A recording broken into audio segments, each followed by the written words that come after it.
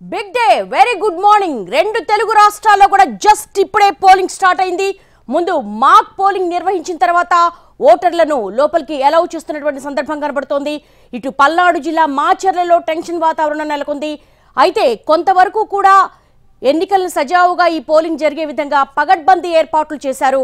ఇటు video web casting అలాగే striking force CRPF దళాలను మోహరించారు. మొత్తం వాతావరణం అంతా కూడా చాలా కూల్గా ఉంది. ఎండ వేడికి ఎర్లీగానే పోలింగ్ కేంద్రాలకు చేరుకొని ఓటు హక్కు వినియోగించుకునే అవకాశం కనపడుతోంది. ఉదయాన్నే పోలింగ్ కేంద్రానికి ఓటర్లు క్యూ కట్టిన సందర్భాన్ని మనం చూస్తున్నాము. ఏపీలో 25 లోక్సభ నియోజకవర్గాల బరిలో 454 మంది అభ్యర్థులు బరిలో ఉన్నారు.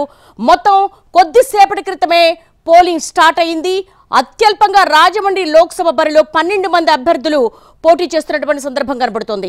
ఏపీలో ఓటు హక్కు వినియోగించుకునేందుకు బారులు తీరారు. ప్రస్తుతం మనము హైదరాబాద్ లో చూస్తున్నాము. తెలంగాణలో ఓటు హక్కు వినియోగించుకునేందుకు జూనియర్ ఎన్టీఆర్ క్యూ లైన్ లో కనబడుతున్న దృశ్యాలు మనం చూస్తున్నాము.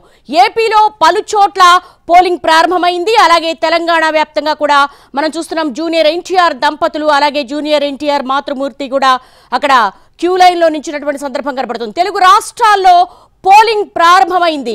దాదాపు విభజిత ఆంధ్రప్రదేశ్లో మూడోసారి జరుగుతున్న సార్వత్రిక ఎన్నిక ఇది.